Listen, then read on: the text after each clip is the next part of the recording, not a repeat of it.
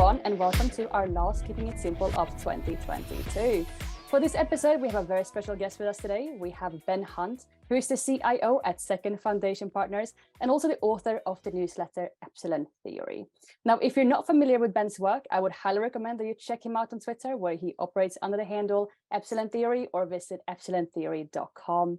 And of course, we have our lovely hosts, Mike Herein and Harley Bassman, who will guide today's conversation on the narrative. As always, a couple of housekeeping items before we get started. If you want to submit a question, make sure you use the Q&A function at the bottom of your screen. And please also remember that this is supposed to be fun and entertaining and is not investment advice. Thanks again for tuning in, and the floor is yours, Mike. Oh, fantastic. Thank you so much, Ronya. Now, Ronya has pointed out that she's never seen me in a turtleneck before, so this must be very exciting for the rest of the audience to see that I do own something other than button-downs and sweaters. There is, of course, the obligatory sweater here.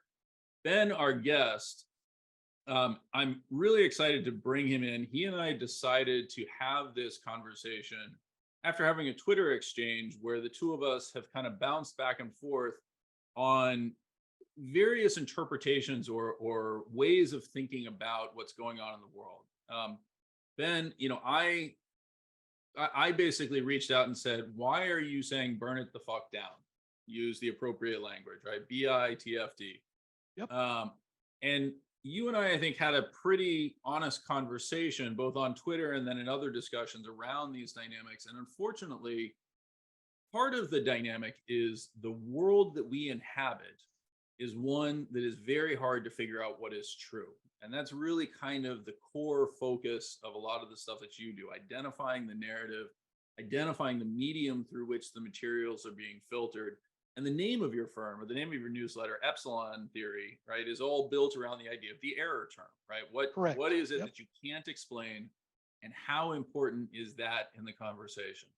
Now, I'm very familiar with error terms because I work with Harley, but that is kind of secondary to what we're going to talk about today. So maybe the first thing that we could actually start out with is just very quickly going through what you mean when you talk about signal, noise, error, and this idea of what is the impact of the medium or the filtration before we receive information. How do you identify those components, and how does that change the way that you might interpret data? Yeah, let's do that. I think Mike, I may have sent you some slides and maybe make that a little easier. You did send me some slides, and I'm going to pull those up right now. Okay. And I'm glad you brought it up, because this gets into, or this will be the foundation for everything I do, which is a research focused on narrative, right? So what the hell is narrative? That's what I'd love to try to outline here right at the outset. So what you're looking at here, Mike, and I know you've seen this graphic before, but look, information theory, my view, the most important scientific theory of the last 150 years, sure, maybe 200.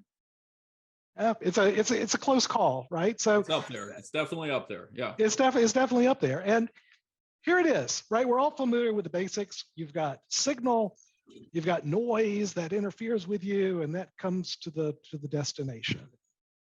Everything else, the role of information theory and everything from human society to thermodynamics, it's all in this little graph. So Claude Shannon, that's the guy who did it.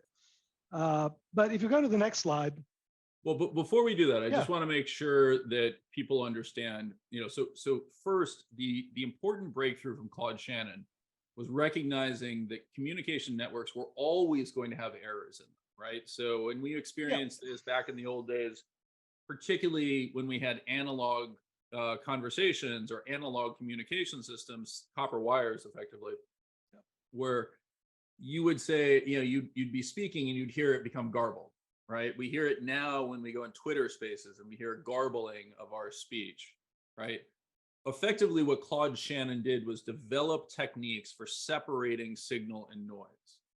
Is that correct? Correct. And there's another corollary to that I find as important, right? So information is not truthfulness, right? What information is measured by how much it changes the state into which it enters. So in a human social sense, it's how do you measure the strength of information? By how much it changes your mind, how much it changes your priors. And I find that we'll use lots of $10 words here, but that fundamentally Bayesian approach to the world of understanding the human world, I find just to be phenomenally powerful. But yes, and that actually sits, just very quickly, at the heart of some of the concerns that I have often around academic interpretations of things, right? So amen, brother. Amen. A stock market, for example, let's use one that we're all familiar with, in which an earnings report comes out and Facebook doubles or Facebook falls by 50%, paradoxically is viewed by academics as highly efficient, because that right. caused a radical change in the underlying position, right? A market that reacts to a CPI report that is lower and rallies 5% is theoretically highly efficient, even though those of us who think about efficiency in terms of, the world operating in a largely frictionless manner would look at that and be like, that's insane. It's insane, right? And I think this will illustrate this. So yeah, let's go to the next slide here, because I think this will get at what I mean by how information theory applies in our world of investing. Because I'm willing to bet everyone on this webinar, certainly every active manager we put all of our attention on signal. That's what we do, right? And I don't care if you're, mutual fund, hedge fund, what is your edge? Your edge is, I've got some insight into signal. We put all of our money, all of our research into this part of information theory. So if you go to the next slide, my whole view is that we also need to be thinking about noise. We need to be thinking rigorously and systematically about noise, because, next slide,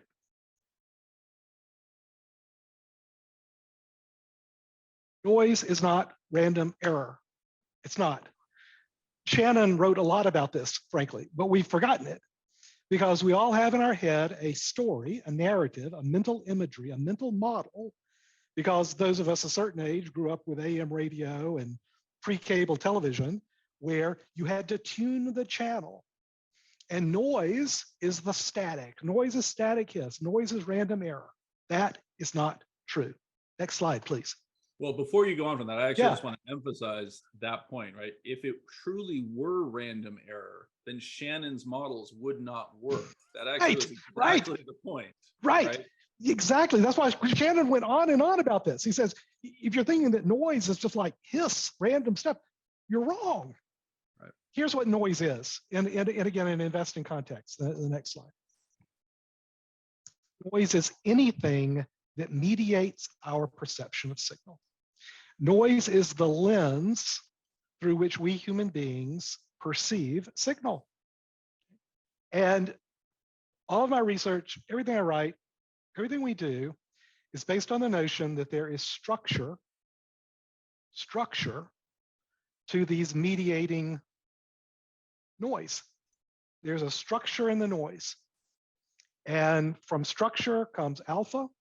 That's why we call ourselves Epsilon Theory, because noise is not error. E for epsilon in your econometric formulas for investing, it's not error, right? There is actual structure there, and from structure comes profit. Right, so next slide, please. Sure. We don't think of it this way, because narrative, the mediation of signal, this is the water in which we swim. The favorite example of this is Law and Order. So people say, shouldn't watch TV. I say you make time for TV. TV is an important part of my life. And I haven't watched all 600 and I think we're up to 630 episodes of Law and Order now. Haven't watched them all, but I've watched my fair share. And the interesting thing about Law and Order from this perspective is that there are only a dozen scripts. 600 episodes, 600 plus episodes. There are only a dozen scripts.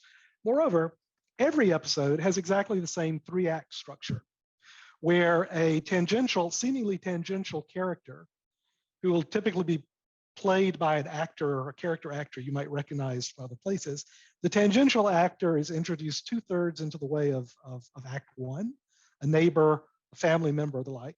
That same actor is then reintroduced at the beginning of Act 3 as the crucial protagonist around which the conclusion of the drama revolves. Every episode has that. You just set your watch by it.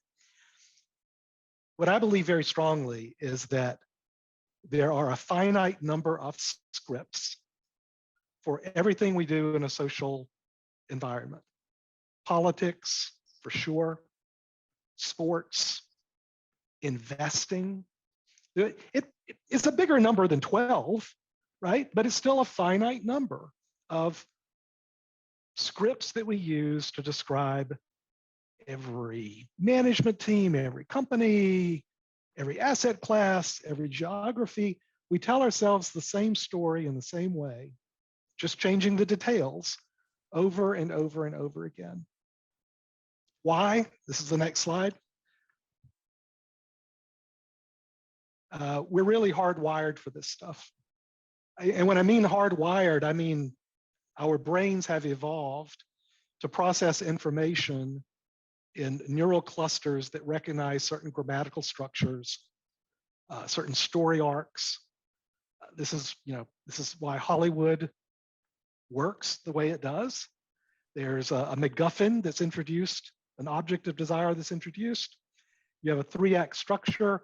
I mean, type in any movie, TV show you want, plus 3-act structure, and you'll get the diagram of this. So what my research is trying to do is trying to identify these structures. And it utilizes natural language processing. Natural language processing is not AI. It's not machine learning. It's just brute force comparison of what are called n-grams, units of linguistic meaning. I mean, the algorithms I use for this stuff, I was doing in my academic research literally 30 years ago. Nobody's invented anything new here. What is new? 2 things. Big data. So through Dow Jones, I get everything that's published in the English language anywhere in the world. So I get that in real time. But even more importantly is big compute. So through AWS, we can do these massive, simple, but massive calculations, network calculations in just no time at all. These are big numbers. So give you a kind of quick numerical example. Let's say you've got 1,000 articles, transcripts, whatever you're looking for. And that would be a very small number for us to analyze. 1,000 articles, each of them has 1,000 n-grams, units of linguistic meaning. Get a small number. To compare them all, that's 1,000 factorial, that's 500 billion. And we can do that in about 1.5 seconds. So what's really changed over the last 4 or 5 years is not the math, but is really the ability to do this at scale in a way that we can actually apply it to thinking about investments. So the next slide will give you a sense of what I mean by that. What we're looking for is, again, we're not looking at sentiment. Most people think about narrative as sentiment, whether you're using mean words or nice words to talk about something. If you go on Bloomberg and you do narrative, they'll give you a sentiment heat map or something like that. A lot of people look at sentiment. What I'm telling you guys is that sentiment, 30 plus years of research, is useless as a predictive signal on any time frame that you and I can make use of it. I think there's some use of it if you're doing some really fast twitch stuff to inform some stat arb interests, like if you need to know, how did the language of the Fed minutes change, and I've got 10 milliseconds to try to figure that out. Okay, fine, use a sentiment score, you'll get something maybe out of that. But what I'm looking for is nothing to do with sentiment, it's looking for structure. And the way to understand these maps that we create if you zoom in, it's like a pointillismo painting, right? Each little dot, if you zoom in, thousands of little articles. Each one is a unique transcript or article or something that's been published, unstructured data. And the connectivity here and the clustering is the shared language and the connections, the shared language between these clusters. And once you start looking at this stuff for a while, it really is like looking, like we've discovered a microscope and you're looking at dirty lake water, you know, a drop of lake water for the first time. And you look in and say, oh my God, these things that I thought were invisible, they're like living creatures. And that's really how I think about these scripts. They're born, they grow, they die, they reproduce, they come back. It's a finite number of these scripts. So the next slide. Others, before we go on to the next slide though, you know, others, myself included, will often use the analogy of trying to follow the order of information that appears at the back of the paper, migrates to the middle of the paper, then finally makes the front page, right? My wife sent a message in our family chat today that Chat GPT, which we've been talking about endlessly, suddenly made the New York Times, right? It's finally there. The front page of the New York Times, right? This is the sort of narrative arc that you're talking about, right? Absolutely. Correct. Small story, not a lot of support for it, kind of interesting. Few people, you know, freaking out about our future robot overlords.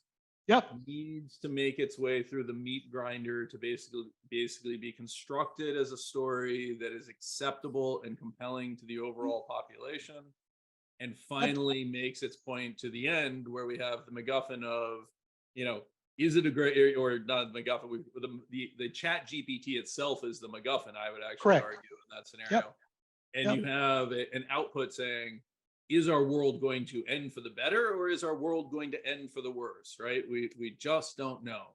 And more than that, or not more than that, and Mike, whatever script or story arc we now use to explain Chat GPT, it will have exactly the same linguistic structures, framework, beginning, middle, and end. It'll be a 3-act play that it would be identical to the 3-act play that you would have seen proclaimed about, I don't know, electricity, right? Or you know, that's absolutely the correct. gasoline engine. That's exactly what we mean by this. It's a finite number of scripts that play over and over again, and you can really track the creation and the spread. And just to kind of, this is very similar to like the Joseph Campbell breaking down the stories into the hero's journey. There's a very finite number of stories that exist out there. You're just formalizing that and then adding some structure to it by saying things like you're going to show on the next slide, which is, it's not just identifying what stories are out there, but it's also a question of, are they cohesive? Are they fractured? Are some people saying about tariffs, I'm going to pick this out, right? Tariffs are good, tariffs are bad. Now, I would argue, if I were to look at tariffs, they would basically say something along the lines of, well, we have to have them on China, right? Well, you know, you pegged it here. So, by the way, you know, so Joseph Campbell, personal hero of mine, that he basically, his whole work was a riff off of Tolstoy, who said there are only 2 stories, right? One story is man goes on a journey. The other story is a stranger comes to town. That's it. Those are the 2 stories in human history. Man goes on a journey, a stranger comes to town. Like I say, I think there are more than that, right? But it's exactly that idea. So what we're looking at, the next 2 slides are the 2, what I would describe as structural components of narrative. Right? There's nothing to do with sentiment, you know, saying mean words, nice words, structural components of narrative. So what we call cohesion is the connectedness, how smushed together is everything, how linked is everything along some narrative dimension. So on the left is pre-China trade war. And so, for example, I can point out a couple of these clusters. I know that there's a dark blue one. I'm looking at the narrative map on the left. The dark blue cluster, that one right there, that is nat gas trading, and is focused on German, Russian, whatever, right? This is back in 18, so whatever they were talking about between, in nat gas trading. That's that blue structure. That's that blue one over there. If you go way over to the left, there's a purple cluster. Yeah, I still connect. They're up and yeah. Perfect. You got it. That's U.S. Canadian trade right there. And you can see how far apart those two. Right. They're perceived as totally independent stories in the way that they share no language. They share no language, right? Now, the chart on the right is what happens after China trade war comes onto the scene. And what happens is now that everything is connected on that dimension of China trade war. So even an article that's specifically about German, Russia nat gas trading, it's really an article about, well, how does the China trade war affect that? The quick read through from this is that chart on the left, your special knowledge, your edge on the fundamentals of what's happening between Russia and Germany and the nat gas business, you can make some money. Right? On the right, I don't care how much you know about what's happening between Russia and Germany on nat gas trading, doesn't matter. The only thing that matters for that chart on the right is what happens in terms of the China trade war with the United States. Okay. Quick example of the impact. If you go to the next slide, I'll show you the other structural aspect of narrative. We call this density.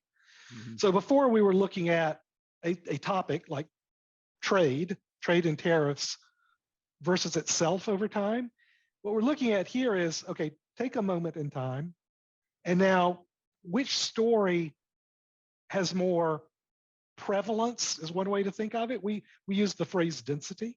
So in August 2019, the only thing you were going to be reading about was trade and tariffs. US fiscal policy, I mean, it's almost vanished. We've highlighted each of the nodes and connective tissue here of all these thousands of independent articles about whether they're about US fiscal policy or about trade and tariffs. It's not quite frequency. It's frequency and connectivity that really drives your density score. But looking at how the stories wax and wane over time, this is what we were talking about, Mike, right? About, it's created, it gets legs, it gets momentum, and then it starts to fade. And I think at maybe we've got one more slide. I'm not quite sure. Nope, next one's one of mine. Okay, good. So here's the kicker. Here's the kicker. Roughly speaking, very roughly speaking, you want to be long a narrative when it's just starting out, when it has not achieved relative to itself, because you do z-score and all this stuff, right? So it has not achieved high density. Once it achieves high density, you want to fade it. So, basically, by the time a story appears in your Bloomberg email in the morning, right, it's time to fade it. That's it. It's as simple can be. We're just tracking the life cycle of narratives. It's totally exogenous to every fundamental thing you want to talk about.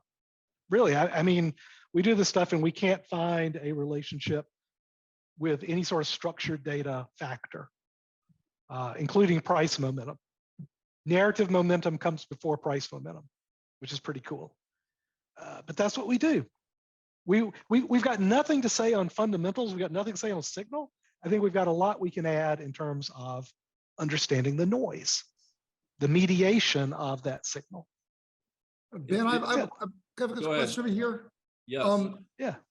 Circling back to the beginning and linking it to the end over here, if a politician says the elections are fake, or Theranos says we can cure cancer with these little pinprick blood tests, yeah. So a clear falsehood, is that signal or noise?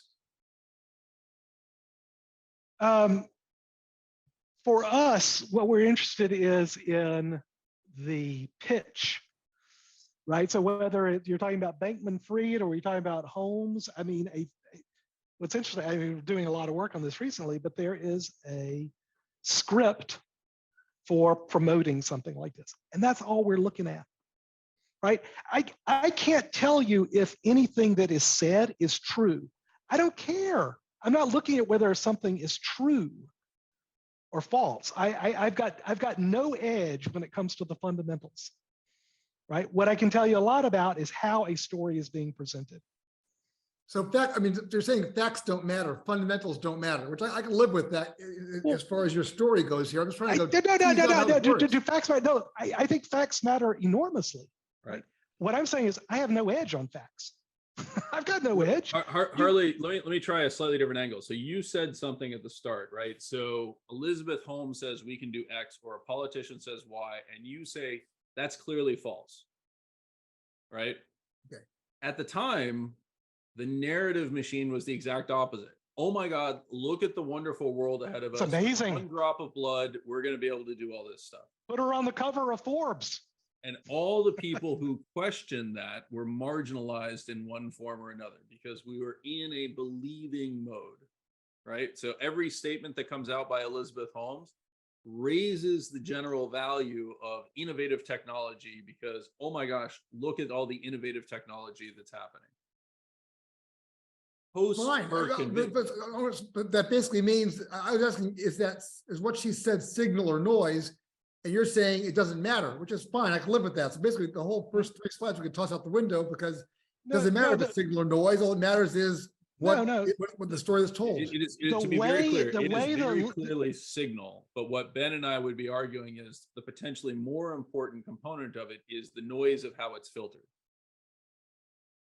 Right? Harley, so Elizabeth Holmes, she wore those black turtlenecks. Ooh, Mike. To kind of. I'm wearing a white turtleneck. A white turtleneck, really right. So you're not channeling. You're not channeling Steve Jobs.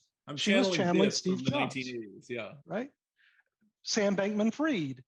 He's the t-shirts, the hair. Channeling Albert Einstein. Yes. It's intentional, Harley. 100%. It's part of the noise. It's the mediation. They'll say a word, right, and we perceive it differently because we get these grammatical and visual cues of how they're saying the words, what they look like while they're saying the words. So your question is it, signal or noise? The presentation of the whatever fact they're trying to convey, it's noise. What I'm saying is there's structure there. And you can recognize these repetitive patterns in the way that noise is structured. That's it. There are a couple interesting questions I see on the Q&A. Can I answer them? Please, go ahead, yes. Right. So question, logical or illogical, assume that markets are efficient over time. Great question. I think, I used to run, a pretty decent sized fund. And I would have described myself as a weak form narrativist, which I find that most professional investors are. Meaning, all right, narrative stories, it can kind of control price, in short term, but, pretty soon reality takes over and determines price. Weak form narrativist. Over time, I said, oh gosh, this is kind of weird. All right, in fact, it was the summer of 2012, right? Draghi, whatever it takes, word, just pure words, an OMT program, just words, and it changed everything. And that's when I became a semi-strong narrativist, meaning, wow, I guess words can determine market outcomes for a lot longer than I thought they would, but I have faith. I'm just certain that eventually there's some bedrock reality that emerges and rules the day. I got to tell you, Bobby, I am now a strong form narrativist. I think it's turtles all the way down. It's narratives all the way down. Value is a narrative. Growth is a narrative. Everything's a narrative, right? I realize that's a little bit out there for people, but you ask, this is where I am, right? I think it's narratives all the way down. So there is no truth. No, that's not what he's saying. But that's what I said at the beginning, right? Yeah. I mean, in terms of information theory, no. Information is not judged on whether it's true or false. Information is how much it changes your mind. I'm sorry, Harley, but that's okay. In my personal life, do I believe in truth as a human being? Yeah. Of course I do. But what I'm in terms of how we think about the investing world, we spend all of our time looking for signal and edge on signals, and we should spend a little bit of time thinking about how those signals are mediated for our perception, because that's what actually drives our behaviors. Well, that point about behaviors, right? So there's often this label of behavioral finance, which I'm actually much less of a fan of than most people are for pretty strong reasons. But Me too. what you're really talking about when you talk about the behaviors is something that causes a change, something that causes somebody to sell, causes somebody to buy, Correct. causes action to occur. Correct. Right. And a perfect example of this, I would argue, is actually happening right in front of our eyes, where we've gone from Jerome Powell, inflation fighter, to Jerome Powell, increasingly reasonable individual who might consider not hiking as aggressive if the inflation signals continue to improve. Right. So when I look at something like a CPI report that came out last month and modestly beat, right? And per your own analysis, Harley, you're like, well, maybe there is an element of transitory to it, but, it's not going to be fast enough for Mike to be right, right? Okay. And yet markets rally 5% on that. Why? Because it is exactly as Ben is saying. It's Bayesian. It didn't matter to have a CPI report in 2016 because nobody cared. But now the most powerful man in the world has declared that he is going to set monetary policy based on the perception of historical inflation reporting numbers, right? CPI numbers.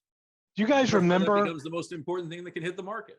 Do you remember how in 2008,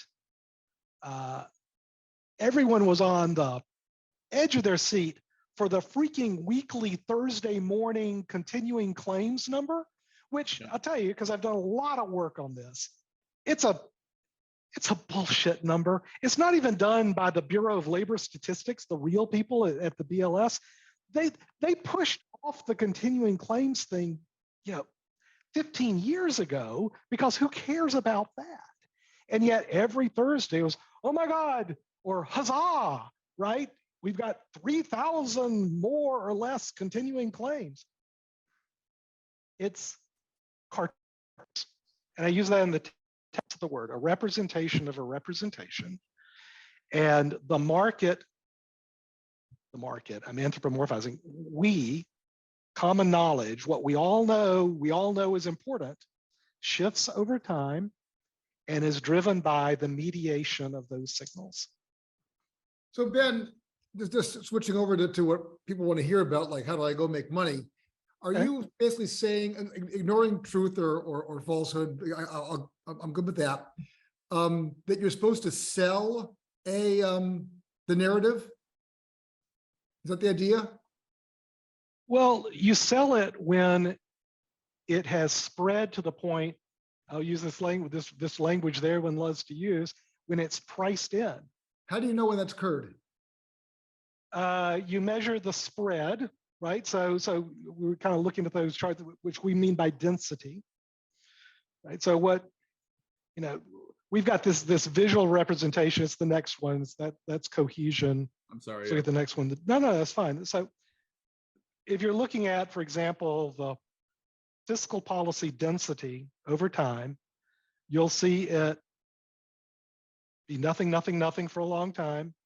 And then we'll see that start, that the value. And let's say these are visual representations. We don't do anything visual and the calculations and stuff. It's all z-scored over time. And you'll start to see it tick up. And that's when you want to say, okay, well, what sectors or the like are sensitive to concern about US fiscal policy, right? We've got the beginnings of bond vigilantism happening, right? What does that mean for how I'm going to think about the bond market? So in those early stages, right, when the density's been on the bottom, on the floor, and you start seeing pick up, I want to be pro-cyclical for that narrative. when that narrative becomes the densest thing out there, like it kind of is right now, like in terms of inflation, oh my God, everyone knows that inflation is a problem. Everyone knows that we're going to have a recession next year. It's going to be brutal. Yield curve. And when, like I say, when that becomes like the first thing you read in your Bloomberg morning email, it's time to fade it. But when do you know that? This shows very interesting. So effectively, That's what I'm Harley, saying. This is page 16. This is page 1. Yeah. How do you know when you're on page 3 versus page 3? I mean, I find this. He's shading it in those terms, right? Harley, Is it this actually is what I'm actionable? saying. You learn to read for stuff that is new, right? You learn to read for, oh my God, everyone is talking about this now. And this is what I'm saying. When it appears in your Bloomberg email in the morning, it's time to fade it. Right? I'll give you another quick example. Earnings season comes along. I think JP Morgan's probably the first report in financials. I think JP Morgan and Goldman Sachs go first. Let's say JP Morgan, they report it's a good number for whatever idiosyncratic reason to JP Morgan. Goldman Sachs, same day, good number. Both those stocks are up. What I promise you is that by the end of the day, you'll have some commentator on CNBC. You'll have somebody writing for Bloomberg for an article the next morning who will be trying to tell you why those stocks went up and why this is bullish for the financial sector. Right? That's what markets do. We create stories to explain why something happened. That is the business of Wall Street, is to tell you why you should buy or sell, why you should transact. That's what Wall Street does. We create stories. In the same way this show is the story of the story. Yeah, there you go. Right. I like that too. But wait, let me finish, Harley. Let me finish, right? 2 days later, on Mad Money, Kramer will come out and say, buy for financials. Because he's saying, okay, they reported great earnings and it's because X, Y, and Z. Make something up. It'll sound reasonable. Maybe it is reasonable. Maybe it's true. I don't care. By the time it gets on Kramer telling you to buy the financials, go fade it. Because this is what Wall Street does. It's just a continuing series of stories to explain what happened and to get you to transact. That's what Wall Street does. And that's what I'm saying you can pick up on. Anyone can do this. And for me personally, so I always use, because I'm old, I use the dynamic of the newspaper starting on page 16, right? Harley, you and I can look at the chart on the right and say, US fiscal policy is an issue. You turn around and say US fiscal policy is, or I say fiscal policy is an issue. You say fiscal policy is not an issue. And on page 16, nobody cares. Nobody cares. Right. So you and I trying to take a contrarian view against whether fiscal policy is going to be important or not, or whether it's reaching a constraint, doesn't matter when it's on page 16. But by the time it makes it to page 1 and everybody says, oh my God, we're going bankrupt. Well, one of two things is going to happen. Either we are going to go bankrupt, right? In which case we're all kind of screwed anyway, or we're not going to go bankrupt, and it can be very profitable to place a bet in that direction. This is exactly, I would argue, what you did with a interest rate strategy product, where you looked at it and said, everybody knows that bonds work to protect your portfolio, and I can't figure out how right now. I can't figure out how that happens. And so in 2021, you created a product that faded that view. I would argue there are elements of that today. I had a young, smart analyst reach out to me today to say, I look at the current degree of yield curve inversion, and I'm beginning to ask myself the question, is this a structural feature? Will we always have an inverted yield curve from here? Now, my immediate reaction to that is to say, oh my gosh, there's page 1, right? Or maybe page 2 on the whole narrative. I think we're going to see an incredible amount of interesting stuff happen with the yield curve over the next 2 years. But it's very interesting how that transits and how it moves across. I would argue the exact same thing is actually happening in inflation. And so now we can flip to a couple of my slides. We're all very well aware of this chart, right? The history of the purchasing power of the US dollar, highlighting the creation of the Federal Reserve, the devaluation versus gold, and then Nixon closes the gold window, right? And by the way, by the time that happened, the dollar had fallen to basically nothing, right? We had no purchasing power left. We've destroyed 98% of it. The narrative, and I use much less robust tools than Ben does. This is the Google trend search for money printing in the United States. Yeah. Right? Why do we have inflation? Money printing. It's money printing. Dollar right? We all debasement. know that. So what does that mean? What does that tell us? Well, it's obviously Jay Powell's fault because in 1913 he created the Federal Reserve, and therefore it's his job to fix it. Right? That's how we got into this situation. Now, I personally look at that same chart and I'm like, okay, well, first you got to put it on a log scale, and then you got to start walking through the various revisions to the CPI. But I'll be really straightforward with you. Nobody cares about that stuff right now. Nope. They couldn't want care the less. money printing. And Mike, so I've looked into stuff when I look at crypto prices, because Bitcoin, we'll just focus on Bitcoin. Bitcoin. Well, by the way, just be crypto very merchant- clear, Ben. Bitcoin is not crypto, right? You're right. Totally Of course not. Oh my God. How I'm can I being possibly say completely that? facetious. I'm No. With you 1,000%. I know where you're coming from, Mike. Yeah. We both get mail, on this topic. We'll just talk about Bitcoin.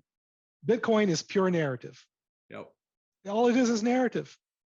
And what I will tell you is that there are a couple of things I see. So when I see that dollar debasement chart start to make the rounds on Twitter and elsewhere, it is part and parcel, always 100% part and parcel of someone making an effort to sell Bitcoin to the masses. Somebody wants to sell.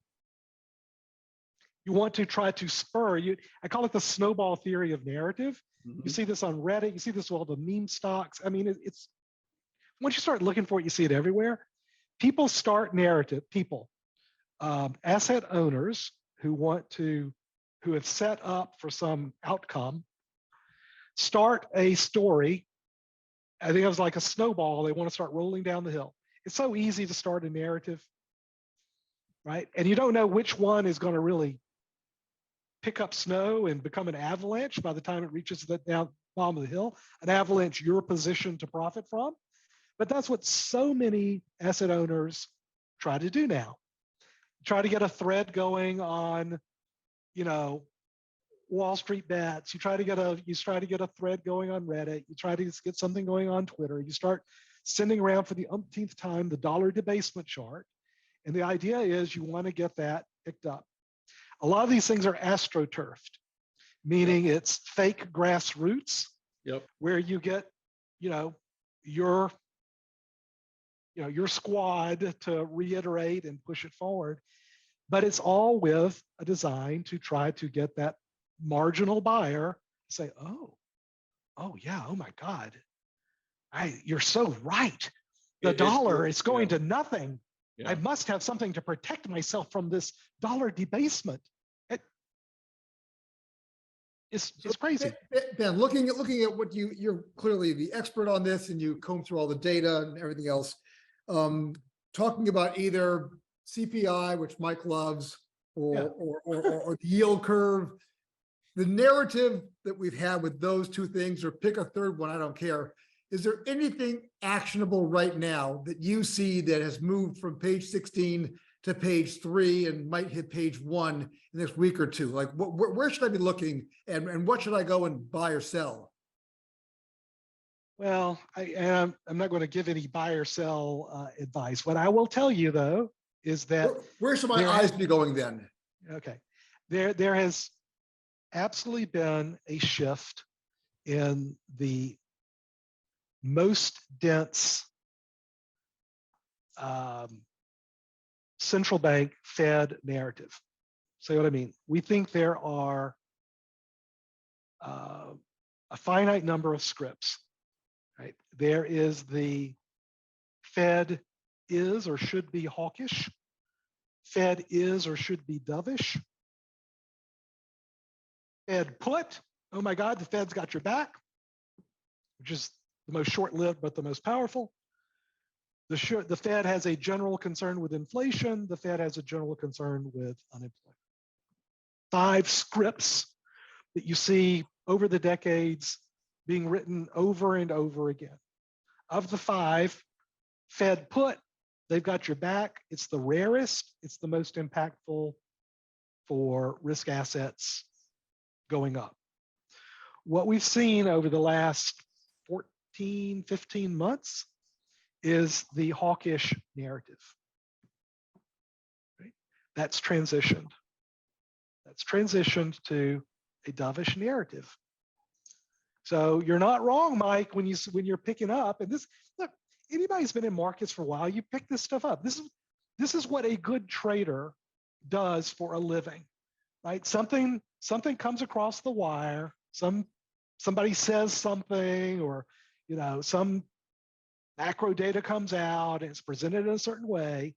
And what a good trader has internalized is, oh, do I fade it or do I press it?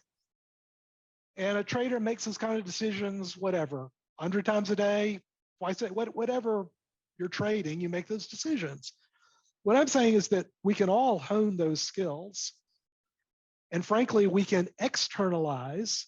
There are rules to this stuff, what good traders have internalized for all this time. So, Mike, you're right. There has absolutely been a shift.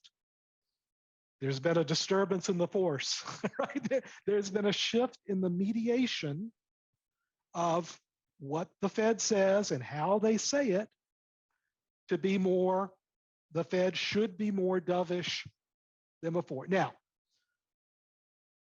Jay Powell's no dummy.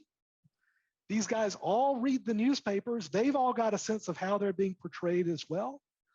And if they don't like it, they'll pick up the phone and call Nick Timiraeus at the Journal and say, oh, we need a new article out for you to tell everybody how Jay Powell is channeling Paul Volcker.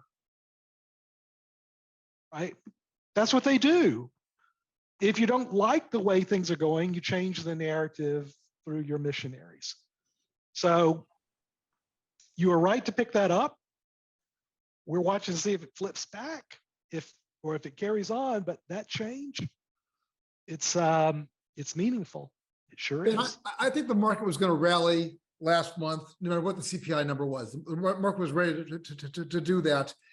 If you looking back, what does that mean, Harley? What the hell does that mean? What does that mean? The market was ready to rally.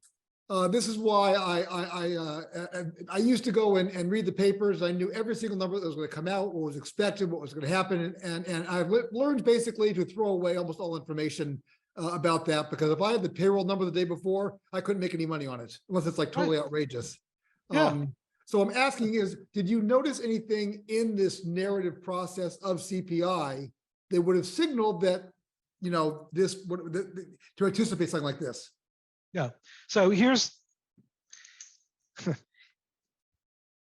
narrative analysis is entirely reactive.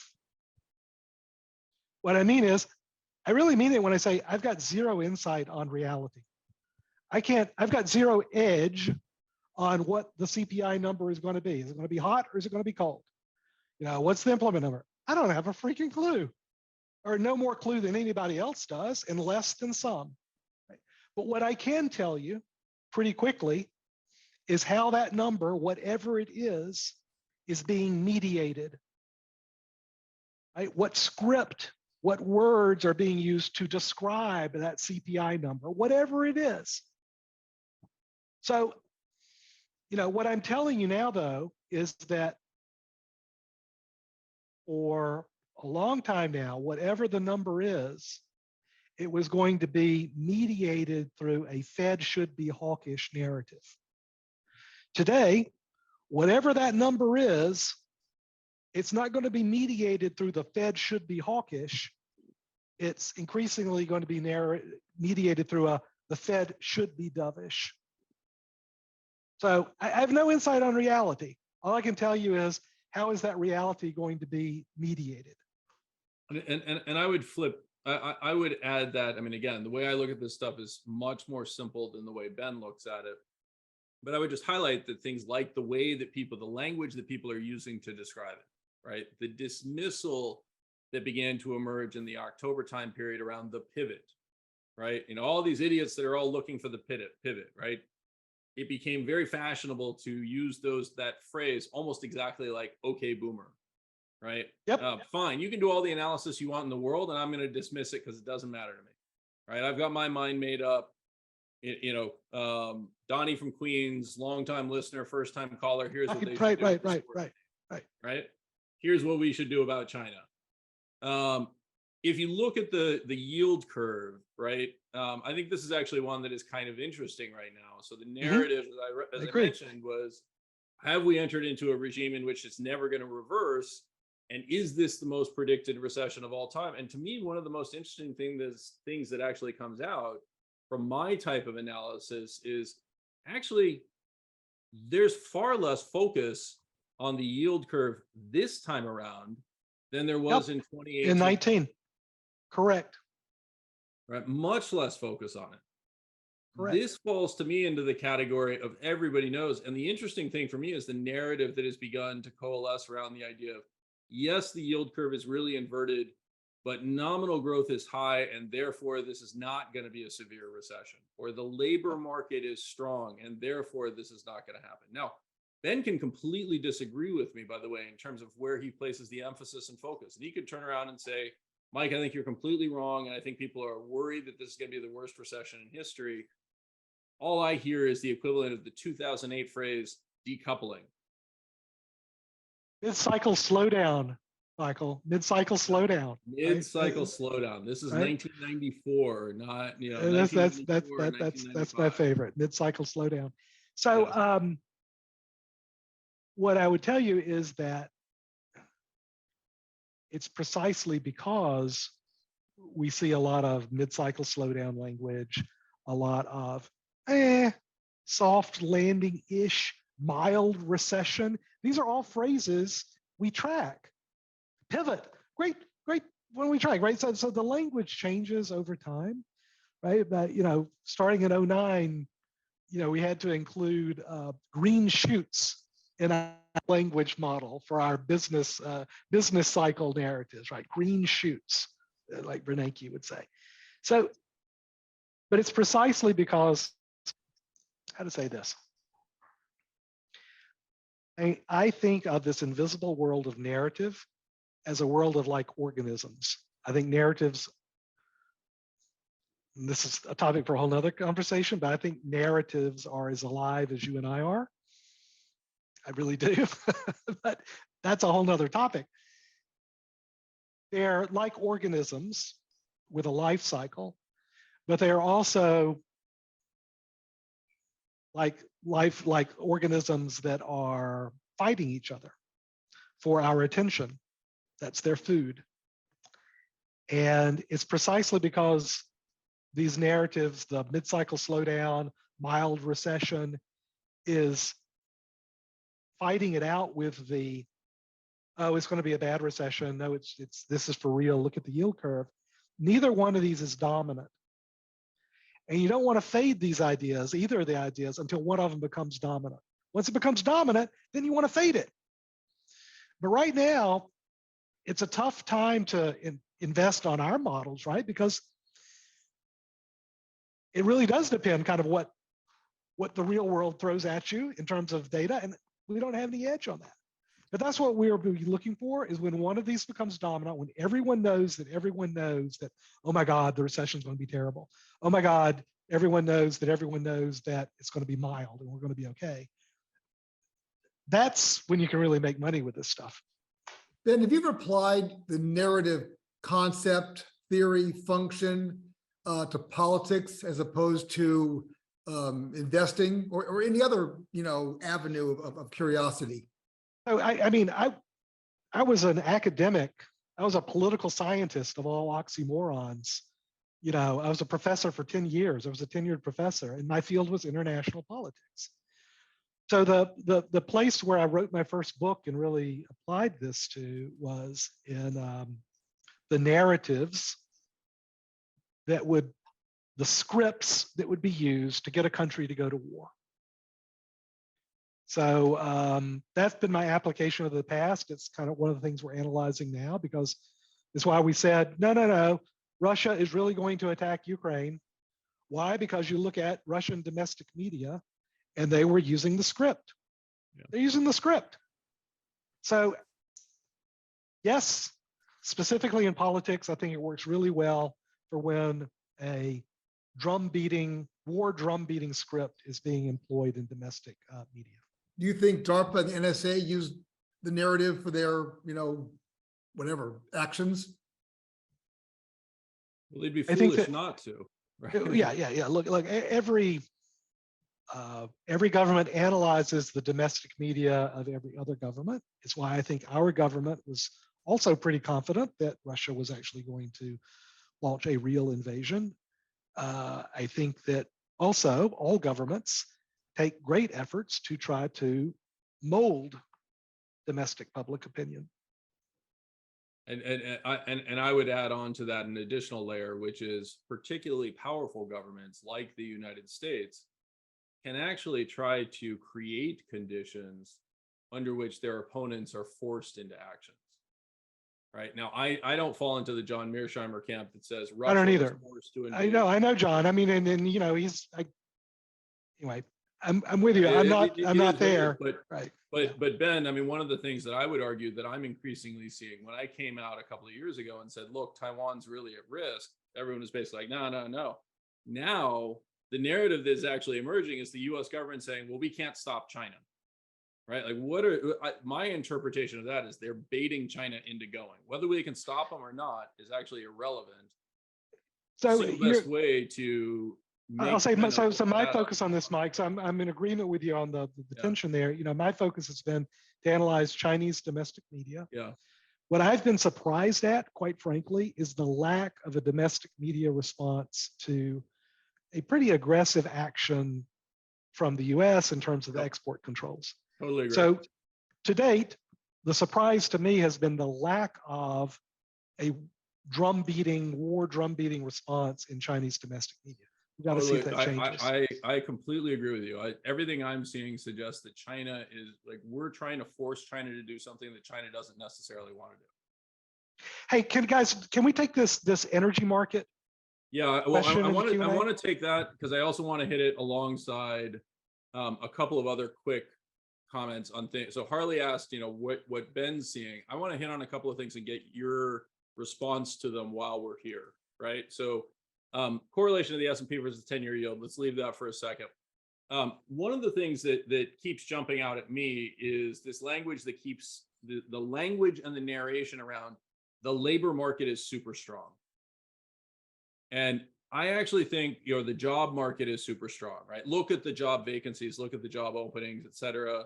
That's the narrative that basically sits there. Now, I actually think that this is almost like the rest of the inflation story. It's largely a supply dynamic. We're roughly 10 million immigrants short of where we thought we were supposed to be in 2008.